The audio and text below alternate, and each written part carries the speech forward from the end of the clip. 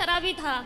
हर रोज मारता था, कूटता था। इतना भी है कि जहाँ तक कि आदमियों को भी घर पे लेके आता था, शराब पिलाता था, मीट बनाता था, मच्छी बनाता था, उन्हें खिलाता था। रात के 11 बजे 12 बजे यहाँ से जाना, और पूरा गांव एक गंगवार का और एक सरदार पूरी रात घर पे रहेगा तो हर कोई उंगली तो मुझ पे ही उठाएगी ना। फिर कितने साल चला ये सब कुछ? 9 साल। फिर वहाँ पे एक बेटा हुआ, एक बेटी भी हुई। आपकी बेटी उस समय जब बेटा हुआ तब आपकी उम्र क्या थी? ऐसे लगभग 16 जने 17 साल की थी। आप 16 साल की थी तब आपको बेटा हो गया? जी। ठीक है। फिर उसके बाद में वो मारने लगा, काटने लगा। शराब पी के कभी नाली में पड़ा रहता था, कभी गड्ढों में पड़ा रहता था, वहाँ से उठा उठा के लेके आओ। फिर जब वो ज़्यादा ही परेशान करने लगा तो मम्मी पापा ने वहाँ से घर ले आए। फिर मैंने उनसे ये कहा कि मम्मी ऐसा करो कि अभी मेरे दूसरी शादी मत करवाओ, हो सके वो आ जाए मुझे दोबारा लेने, या फिर मैं कहीं के काम करके खा लूँगी। तो बोला नहीं, तेरे साथ में बच्चा है, अगर बच्चा नहीं है, तेरे साथ में बच्चा नहीं होती तो कोई बात नहीं है, दुनिया तुझ पे ये कहेगी, अच्छी भी रहेगी तब भी दुनिया तुझ पे उंगली उठाएगी। फिर उन्होंने मुझे दूसरा जगह करवाया, दूसरी शादी कर दी? जी। वहाँ से भी पैसे लिए गए। फिर बच्चा हमारे साथ में थे। फिर वो बोल रहे थे कि अगर तू, पहले तो कहने लगे थे ये कि हाँ बच्चों को भी सही समझूंगा, फिर बाद में हमारे बच्चों को मारने लगे, कूटने लगे। उसे अब कहाँ हैं? अब क्या है? अब मैं वहाँ से दूसरी जगह हूँ। अब उसको भी छोड़ दिया? जी। अब कहाँ हैं? अब मैं अपने आप से बैठी हूँ। तो अब ब्याह नहीं किया? नहीं, अपने आप से दूसरी जगह बैठी हूँ। दूसरी जगह बैठी हूँ मतलब? यानी कि तीसरी जगह बैठी हूँ मैं अपने आप से, किसी से भी। मतलब तीसरी जगह ब्याह कर लिया जी। आपने? तो तीसरा वाला कैसा है? वो ठीक है, वो बच्चों को अपना रहा है? जी। तो अब हमसे क्या पूछना चाहती हो? मैं ये पूछना चाहती हूँ जो मेरे साथ में हुआ इसका पाप कौन भरेगा? इसका पापी कौन है? जी। और दूसरी बात ये है कि जब हमारे बाबा को जब समय पूरा होने लगा था तो वो अस्पताल में एडमिट थे। तो उन्होंने मुझसे ये कहा था कि संगीता कोई भी तुझे तेरी माँ को रोटी नहीं देगी, तू ही देना। तो ठीक है, मैंने वो वचन दिया उन्हें कि ठीक है मैं ही मम्मी को संभालूंगी। अब वो घर में इतनी दुखी करने लगी है कि हद से ज्यादा मेरे पूजा पाठ से। कौन दुखी करने लगा? मम्मी। आपकी माँ? हाँ, मेरे पास में रहती है। पूजा पाठ कुछ भी करो, हमेशा तंग करते। माला जपने जाती हो तो अंदर जाके फोन लगा लेगी, बात करने लगेगी और कहती है तू पूजा पाठ कर रही है, तुझे क्या मिल रहा है, ऐसे भगवान को मैं लात मारूं। तो अभी आप तीसरे के साथ खुश हैं? जी। तो फिर अब तो खुश है ना? जी। तो अब क्या दिक्कत है? अब दिक्कत यह है जो मेरा तीसरा वाला पति है वो बात बात पे मुझसे झूठ बोलता है। अच्छा, क्या झूठ बोलता है? यही कोई भी बात हो मैं इनसे ये बोलती हूँ कि कोई जो भी बात हो सच बोलो करो, पर यह है कि जो भी बात करते ऐसा है कि इनकी दूसरी पत्नी भी है। अच्छा। हाँ। तो तीसरा वाला जो पति है उसकी ऑलरेडी पहली पत्नी है? जी। आप उसकी दूसरी पत्नी हो? जी। अच्छा। तो आपने ऐसे से क्यों ब्याह कर लिया जिसकी ऑलरेडी थी?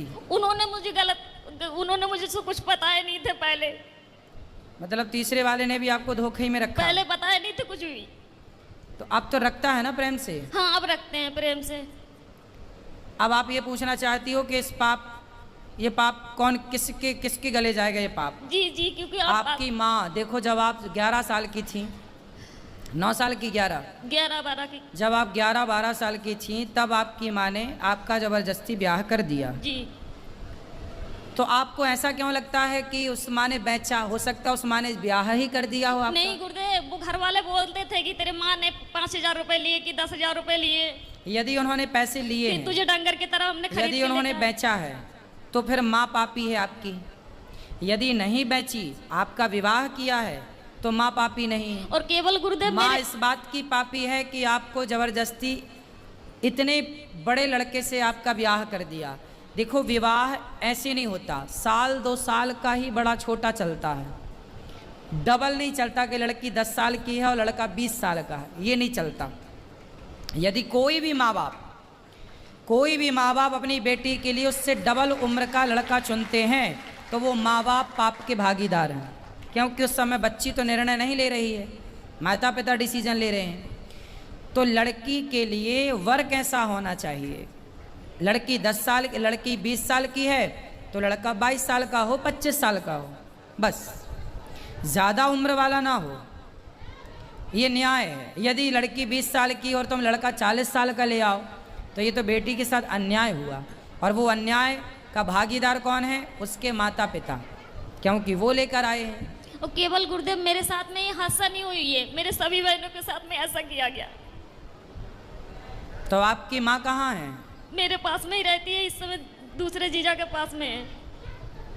तो वो कैसी माँ है? निर्दयी है? मैं ये पूछना चाहती हूँ कि अब मैं करूँ क्या? पापा को भी यही वचन दिए मैंने कि मैं रखूंगी, और वो घर में इतनी दुखी कर रही है कि मेरा खाना पीना हराम तो है। माँ को भेजो क्यों, ऐसी माँ को जो आपको बेच रही है, जो आपके साथ गलत काम कर रही है। ऐसे लोग दया के पात्र नहीं है। यदि पहले ये कन्फर्म करो कि माँ, हो सकता माँ सही हो, उनने गलत खुद है, माता- गलत है तो आप उनको खाना पीना देना आपका कर्तव्य भी है। बूढ़ी अम्मा कहाँ जाएगी? इंसानियत तो कहती है कि आप उनको खाना पीना दो, लेकिन वो दया का पात्र नहीं है। जब धृतराष्ट्र के 100 बेटे मारे गए, तब भीम भैया धृतराष्ट्र को रोटियां ऐसे कुत्तों की तरह देते, बुढ़े खा ला।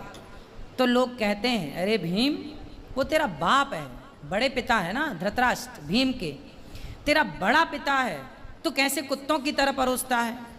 तो भीम भैया बोले कि मैं ही क्या पुत्र धर्म निभाऊं?